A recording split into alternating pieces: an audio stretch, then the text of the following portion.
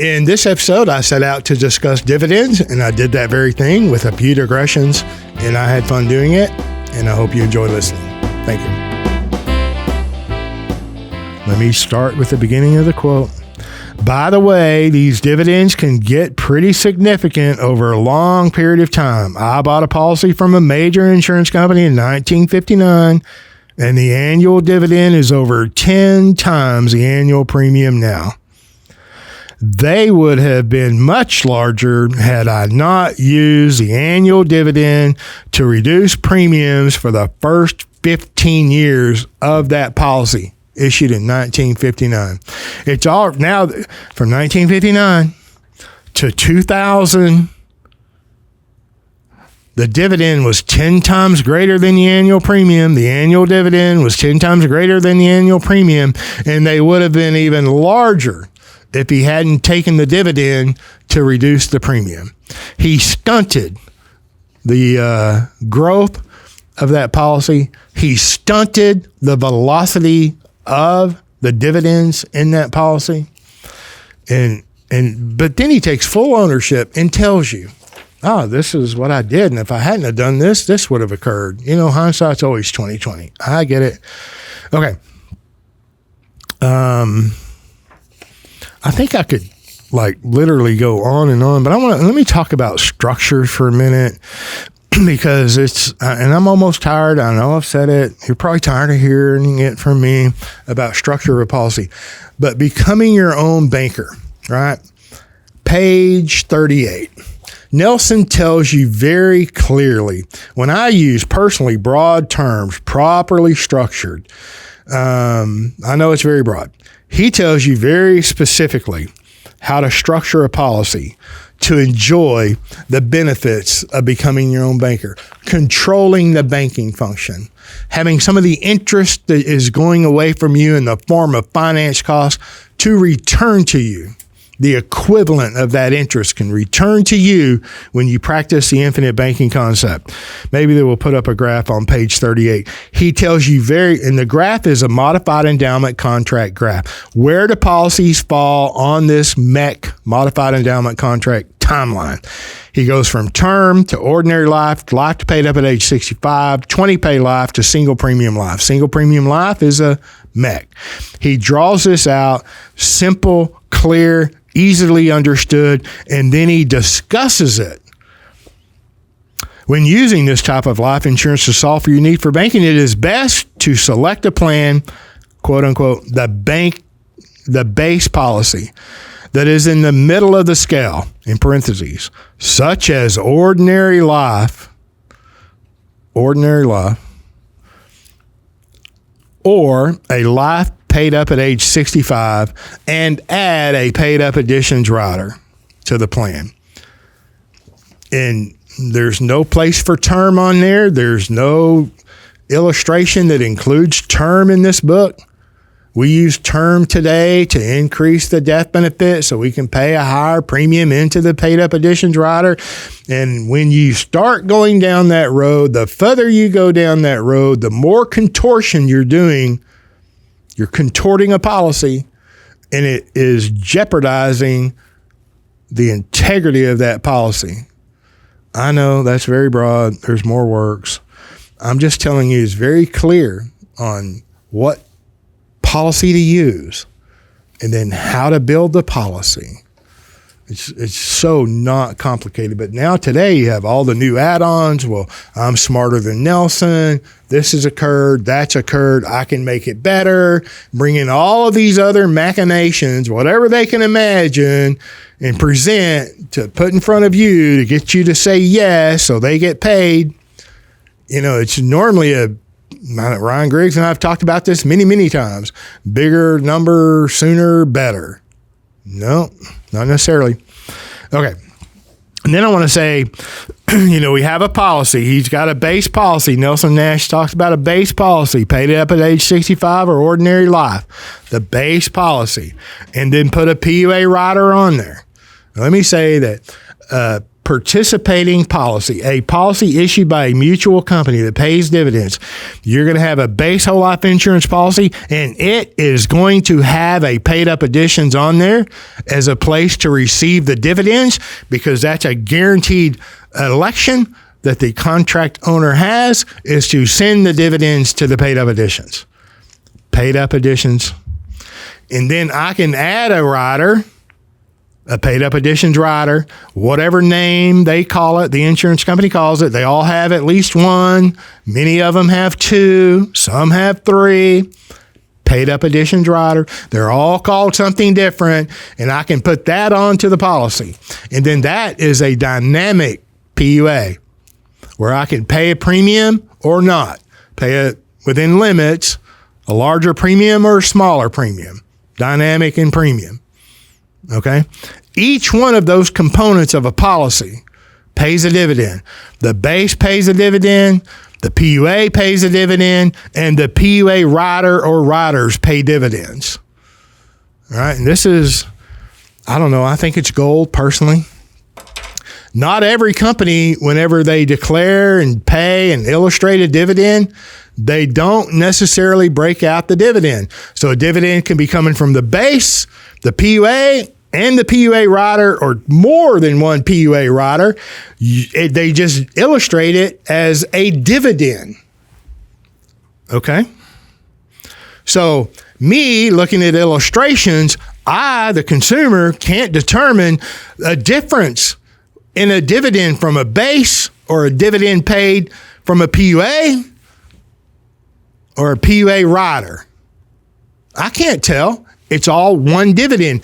And a lot of companies don't break them down ever. They never distinguish between the places where the dividends being paid from. Why is that important, James? Because I'm telling you the base premium produces a greater dividend.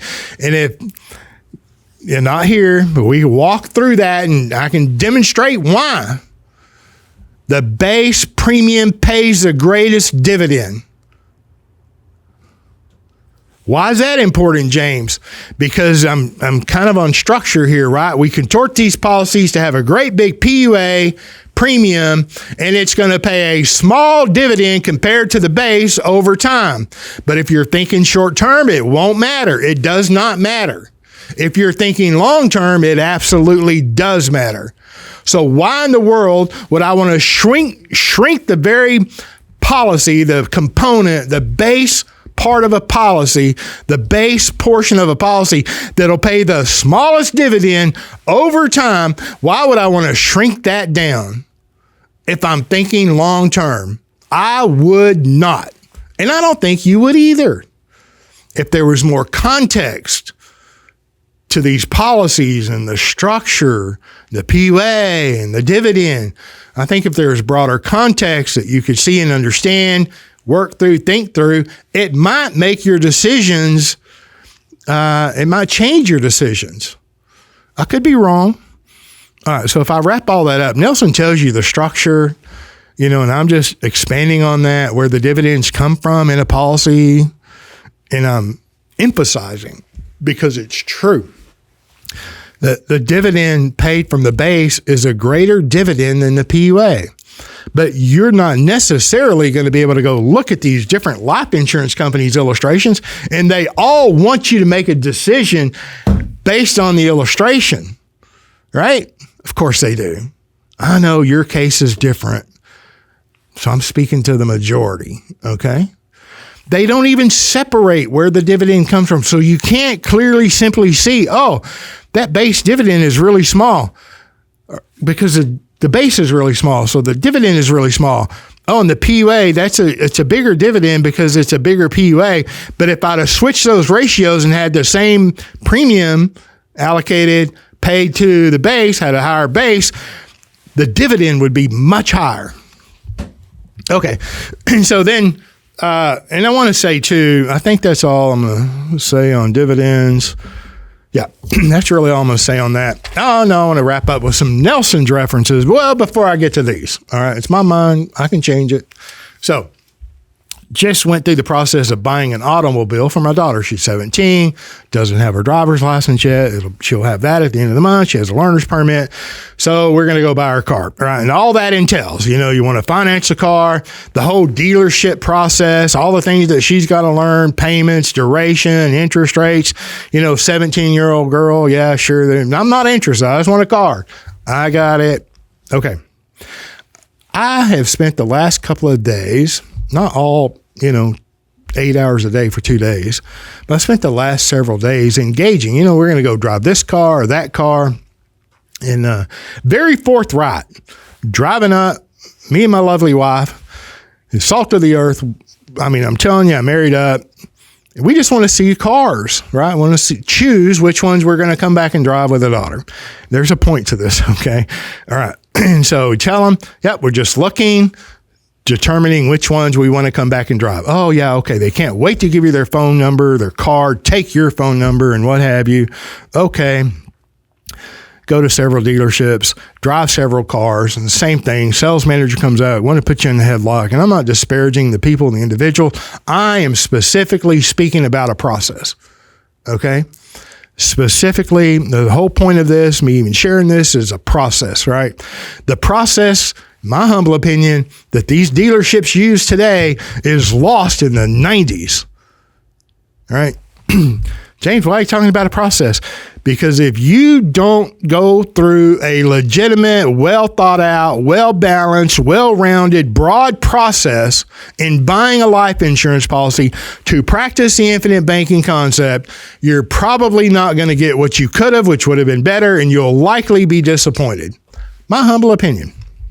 Okay. Thanks for letting me share that. And I can't wait, because we did purchase a car. Now, maybe I'll talk about that later, how we did it and why we did it, how much policies, loans did we use? Did we use any? Did we use all of their money at 3.99? Or am I going to borrow money from the life insurance company at 5.85 or 6 or 7 or whatever it is? I'll get into that later. Okay. I want to wrap this back up with some quotes from Nelson, right? And why, James?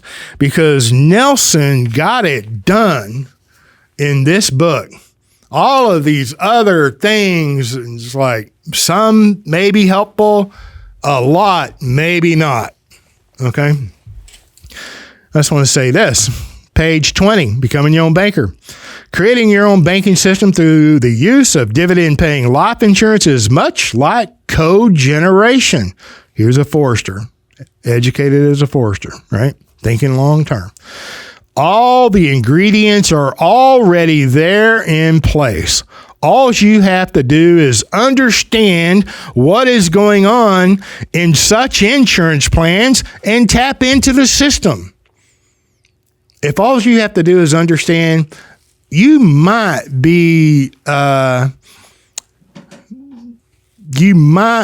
want to be acutely aware of where you get your understanding. Okay? Not by somebody, most people's understanding of life insurance, another quote by Nelson, is based on somebody else's misunderstanding. Make sure that's not the process that you're going through. Relying on somebody else's misunderstanding of the infinite banking concept. Even if they have the buzzwords sprinkled in, Nelson Nash, infinite banking concept, becoming your own banker, or whatever bastardization they may use. Okay. Second point I want to make and reference. Most of the illustrations were developed in 2000, the year 2000, and represent dividend scales in effect at that time. Presently, interest earnings are lower, and hence dividend scales are lower. But in comparison with other methods of financing the things of life, the difference in results remains the same. That comes from the 5th edition, page 3. Introduction to the 5th edition. The book was printed in 2000. The 5th edition comes out in 2008. Okay. And then a third reference I love this. The 7 deadly sins.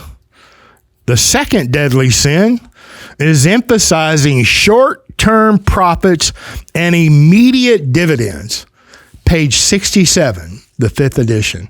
That can be applied when you're emphasizing short-term profits. That's exactly what these first-year high-premium, quote-unquote, dump-ins are. You're emphasizing, maybe not to the dividend or for the purpose of the dividend, but you're emphasizing the immediate short-term profits, quote unquote, which is still not a profit, but the emphasis is on the short-term cash value. I think that second deadly sin, talking about dividends in reference to Nelson's talking about dividends, can absolutely be applied to these first-year high-premium policies. All right, short-term thinking. The first-year dump-in, the skinny base, the real small base premium to emphasize short-term, quote-unquote, profits.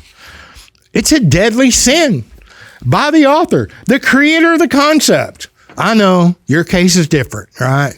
You know better. You've discovered something else, financial guru, that's much better in the infinite banking footprint. Okay, I digress a little. The 5th deadly sin. And if this doesn't resonate, if I can't make a connection here, we might not be able to make a connection anywhere. I don't know. The 5th deadly sin, quote unquote, running a company on visible figures. Running a company on visible figures.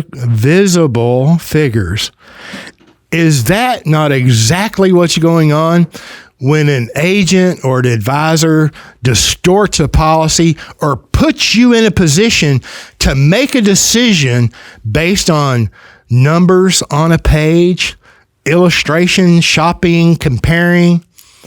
Is that or is that not an example of the 5th deadly sin? All right. Open-ended question there. So, James, why did you talk about the process of buying a car? Because it's egregious. Did we get a car? Yes, we got a car. We controlling the banking function on that car? Yes. We stopped at a car lot on a Saturday, and there were so many people on that car, you couldn't even count them all. When we go back and close the deal during the week, I think on a Wednesday or Thursday, they had one F&I guy, right? One finance and insurance guy that y'all got to go through. You know, you go through the headlock with the salesman, which are nothing but they're not even glorified runners. God bless them. My heart went out to them. Can't do a thing but do the dog and pony show on the test drive or whatever, the features and what have you. They got to drag you back there to the F&I guy, right? And he's got to sell you all the extras and all of that, whatever, you know. We got a car, you know, we suffered through the process because we knew what we wanted. My whole point is that is a 1990s process. And the process that I experienced through clients coming that have worked with or started to engage with other people within this footprint, right? And the process that they get drugged through, in spite of the process, you know, they work through it and they get what they want, hopefully.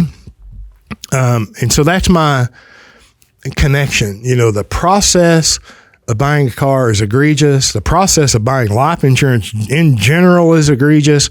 But the process within the infinite banking footprint, violating the 5 fundamentals that I've talked about forever, that Nelson clearly spoke about and wrote about, and then the deadly 7 sins that nobody seems to talk about, their process is violating and stomping all over, committing at least 2 of the 7 deadly sins.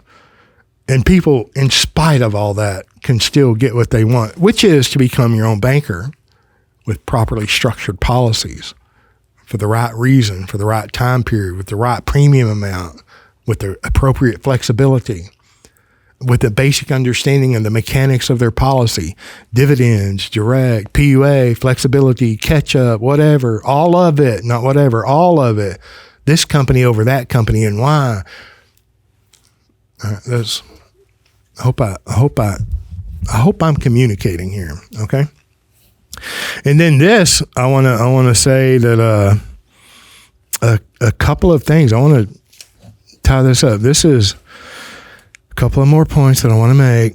Number one, as far as a reference, Nelson Nash, Becoming Your Own Banker, page 12, 5th edition. I made a good living in life insurance sales for over 30 years. Knowing how dividend paying life insurance works is an essential ingredient to it all. And I would think that you would want an understanding of a dividend paying whole life insurance. And I think you would want to work with somebody who has an understanding of dividend paying whole life insurance. Not just, I know how the policy works. I know how the policy works. And I know why this particular policy or that particular company in this particular structure would check all the boxes that you're looking for. I think I'm being gracious. When I say half of the quote unquote professional agents and advisors that claim to be in the infinite banking footprint need to, this describes them directly, and they should go to some First Works and fundamental resources, Becoming Your Own Banker. All right, and understand how dividend paying life insurance works. I mean, if Nelson said it was an essential ingredient, I'm like, who am I to say, yeah, Nelson, life insurance, all those years, all of those premiums, all of those things that you financed? Yeah, nah. Okay. And then I want to get to the next one. 5, dividends in bold, page 87, Becoming Your Own Banker. The earnings of a life insurance policy based on the company's mortality, expense, and investment experience during the year. When dividends are used to buy additional paid-up insurance at no cost to the owner, the cash value of the additions become guaranteed at that time. This value will increase with time, but cannot decrease. And I just want to go back, talking that might be aimed toward company selection. I know I'm squeezing a lot in here in a dividend talk. I get it. But I'm going to go back when I first mentioned the general formula that life insurance companies use to determine a dividend. Let's go back there. Go back there with me. Interest factor, mortality factor. Nelson references it again here, and he did on page 23 as I referenced. James, why are you bringing that up? When it comes to company selection, there are companies out there that need business in a given year so bad that they will table shave, is what the term is within the industry. I know every industry has a bunch of its own language and it's all boring. Table shave. Oh, I am a way overweight diabetic. I have health issues, and therefore I'm not a standard rating. But if I'm only asking for so much death benefit, the company will table shave, give me a standard policy. So I make, all life insurance, you got to go through underwriting health, right? Premium dollars there, you pay for it with money, you qualify for it with your health. I almost, have a hard time spitting that out. It's terminology you hear in the industry all the time. Okay. I'm relatively unhealthy. I'm not a standard risk to the life insurance company, but because they need business in a given year, they will give me a standard rating. It's called table shaving. I really only qualify for table 2, 3, 4, 5, B, C, D, or E, but they're going to give me standard. Maybe it's a low rating. I'm table B, but they're going to give me preferred or super preferred. Will that, just knowing what you know, and you don't have to know much other than what I said. I know you know a lot, and you probably know more than me, but just thinking that through, if I qualify for this, but they're going to give me the best rating ever, charge me less for the same death benefit that I would have qualified for, is then that mortality risk, the mortality experience is in the dividend formulary. So if I can round that up, company selection. Do you really want to do business with the company?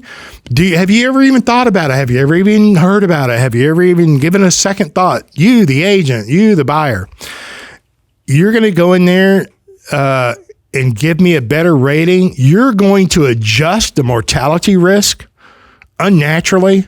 If I qualify for A and you're only going to give me a D, or backwards, I qualify for a D, a rating, and you're going to give me preferred, that is going to show up in the company's mortality experience. Probably not now, but it sure will later. I mean, that's just one small side note on company selection, right? Does a company have to borrow money to pay their dividend that they declared? Do they have to sell their assets, or some of their assets, to pay a dividend that they declared? Yeah. What is the solution to all that? In my humble opinion, is your understanding. Simple, basic, fundamental understanding. All right? Just learn, get educated. And it's not that complicated. I say, learn, get educated. Just do some simple reading and then thinking. Some of this stuff on its face is not, of course you wouldn't agree with. On its face, you wouldn't agree with it, all right? If you qualify for a B, and I know we all want to be super preferred, and I don't want to belabor this point, but, if I'm actually a rated table D and you give me preferred, I don't want to own that company personally. I want to own the company that has a forthright, thorough, but fair underwriting process. Yep, it's longer than I want to spend going through that. I get all that. But which company is going to be more accurate, do you think, on their dividends? The one that does the proper underwriting. Okay, I digress. I just want to tie those two together. Anyway, I had fun. I hope you find this, educational at least, less entertaining and more educational. And thank you for listening.